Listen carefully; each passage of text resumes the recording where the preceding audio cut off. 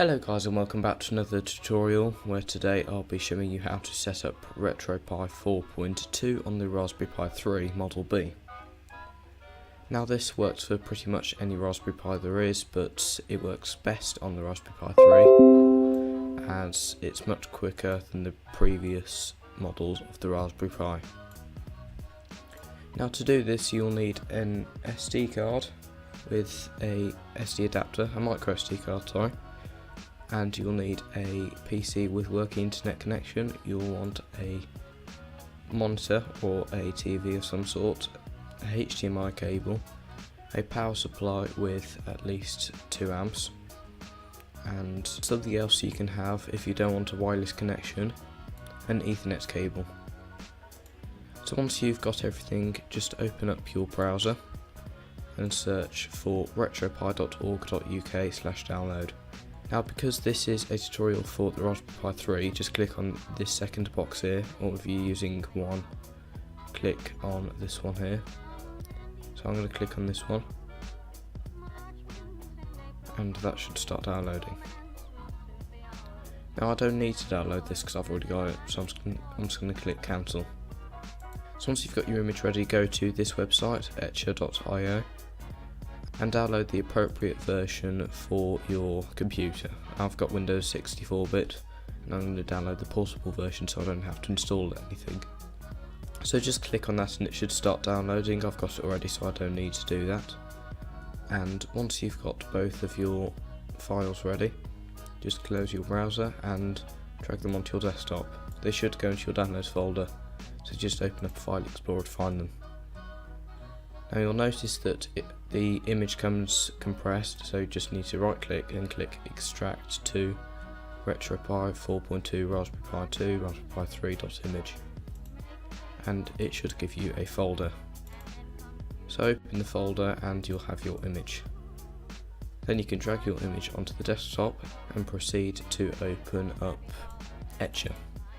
Now whilst Etcher's loading you can get your SD card. I'm just going to take mine out and put it into the adapter and put it into my PC. If you don't have an SD card port on your PC, you can just get an SD card reader. They're fairly cheap nowadays. I'll link one in the description. So once you have your SD card in your PC, you can just open up your File Explorer, go to your SD, and click Format Disk. Format it to FAT32 and make sure the capacity is the right number. Click Start and click OK. So once you have double checked that nothing is inside your SD card, just close that and open up your Etcher. Now click Select Image and go to the image that you want to flash to the SD card and click Open. So once you select your image, click Flash. This will take quite a long time depending on how fast your SD card is. Mine's not so fast, but it'll do for now. And remember that your SD card needs to be at least 8 GB, but I've got a 16 GB one because I can store more ROMs in it. And like I said, just wait for this to finish and it shouldn't be too long. It'll tell you when it's finished in the ETA bit, just down here.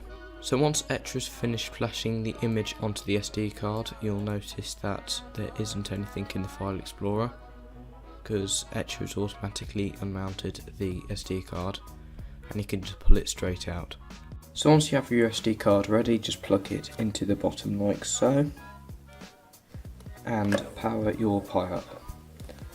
You have to use a 2 amp power supply. You can use any phone charger as long as it has an output of 2 amps. It's recommended by Raspberry Pi to get the official Raspberry Pi charger, but it's fine to use. Once you have your power supply and your HDMI cable, then just grab your keyboard and plug it into your Raspberry Pi. And I don't think you need anything else at the moment, but if you want you can plug in your Ethernet cable and have wide connection, but I don't need to do that because I've got the Pi 3 and it has built-in Wi-Fi. So once you've done all that, just turn on your TV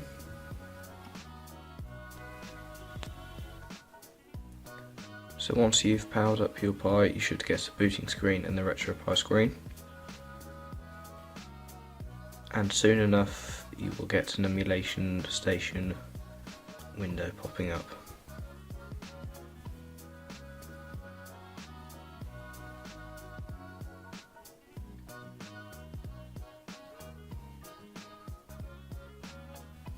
There we go. And it will say welcome, no gamepads detected. So once you've plugged in your keyboard, you're able to set up your controls. So I'll be right back when I've set that up. So once you've configured your device, you can press the key that you assigned to A to click OK. Now remember, you don't have to use a keyboard like I'm using here. You can use any other controller. You can use a USB NES controller, for example. You can use an Xbox controller, PS4 controller, PS3 controller, just basically any controller that you can think of. So just press the button that you assigned to A and press that. Now once you've done that, you'll find a screen like this that says RetroPie. Click on A to go to the RetroPie configuration. Go down to Raspberry config.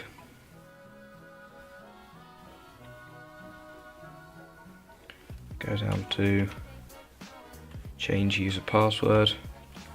1 second. It's a bit fiddly, this. Change user password and click the A, select.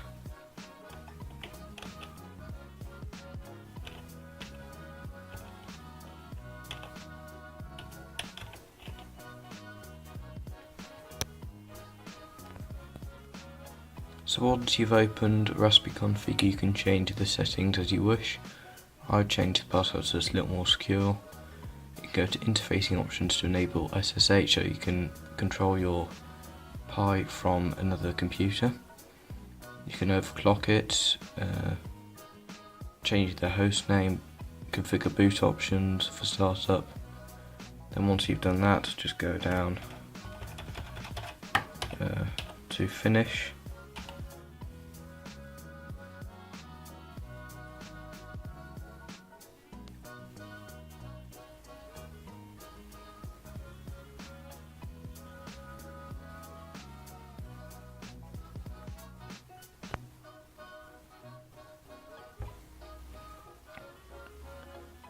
So once you've done all that, just go down to finish F12.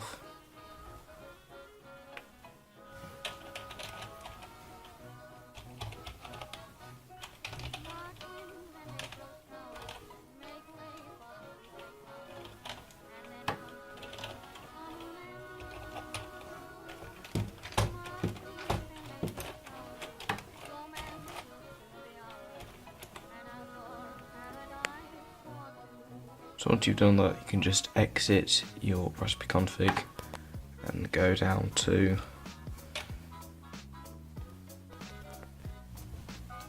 go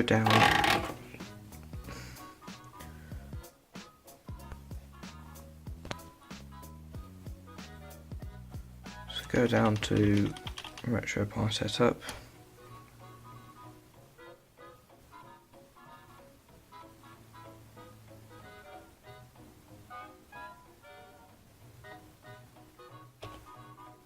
And from there you can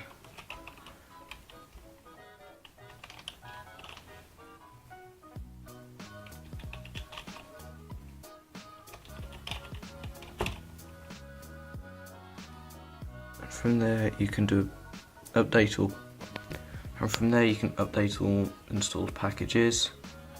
You can configure, and from there you can update all installed packages and do everything else on this list. You can uninstall RetroPie, update RetroPie setup script, etc. Now I don't need to do any of this, but if you want to, you can.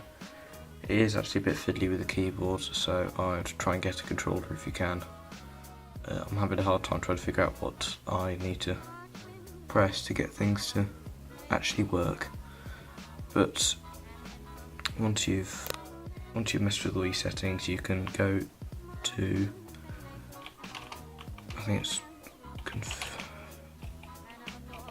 configuration, and you can go to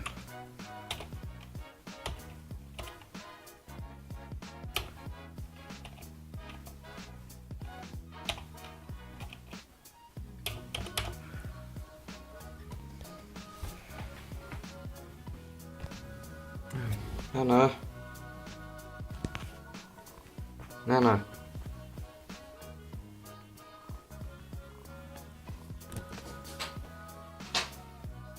Yeah, I am. I'm doing the top question.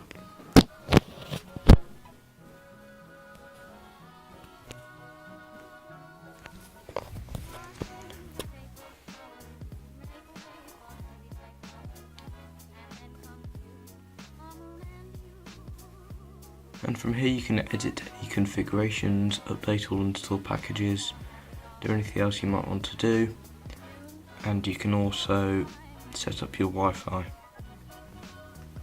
From here you can update all installed packages, manage packages, basic install, configuration/tools. You can update RetroPie setup script, you can install RetroPie, you can perform reboot. And when you're controlling the RetroPie setup or the Raspberry config, you don't use the mapped keys that you set up at the beginning, you just use like enter, up, down, left, right, etc. So I'm going to try and configure the Wi-Fi, so I'm going to go to configuration/tools, click enter. I'm going to go down to, I missed it, Wi-Fi, here we go, enter, connect to Wi-Fi network, and then you'll see all the available Wi-Fi networks you can connect to. So I'm just going to quickly connect to the one that I'm using, and I'll be right back. So once you've connected to your Wi-Fi network, just go across to exit, go across to back. You can update all installed packages. I'm not going to do this because it takes up time in the video, but I'd recommend you do this. Go across to exit, and you are ready to do the ROMs. And before you do the ROMs, you need to make note of your IP address. So go down to show IP and press the button that you map for A. Once you have your IP, keep a note of it. Yours will look very similar, so I'm just going to write it down somewhere.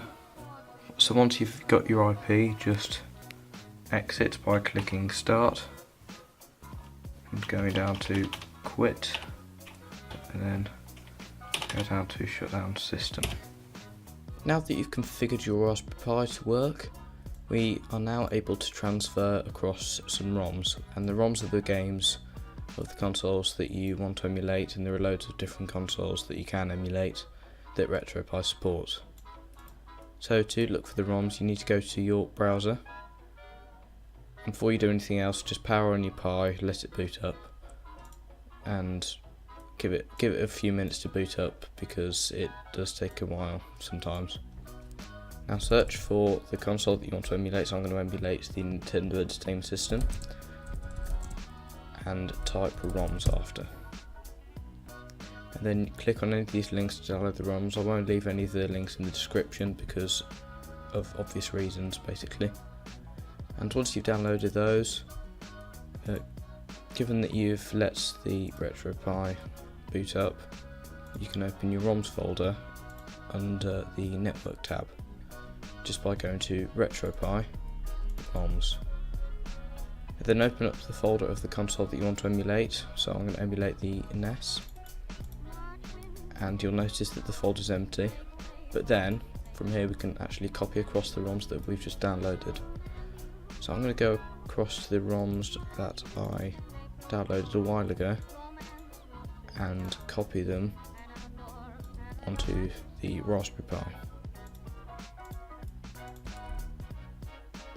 Shouldn't take too long because obviously most of these ROMs are very small. For example, 25 kilobytes, only up to about 385 to 2000, but most of them are really small. Now that you've copied across all the ROMs, if you went onto your Raspberry Pi and rebooted it, you should see all the ROMs show up under the Nintendo Entertainment System tab. So just close all this and connect your Raspberry Pi to your display. If you've done everything correctly, you will only see a RetroPie configuration tab at the moment, but what you can do now is you can press the button you mapped to start and go down to quit, press A, or the button you mapped to A, go down to restart emulation station. This wouldn't take long at all. Yeah, as you can see, that was really quick, but it might vary with different people's systems. And once you've restarted emulation station, you'll notice the tab of the system that you decided to emulate show up. For example, with me it was the Nintendo Entertainment System. And you can press the button you mapped away and go down to any game that you want, like Super Mario Brothers, for example.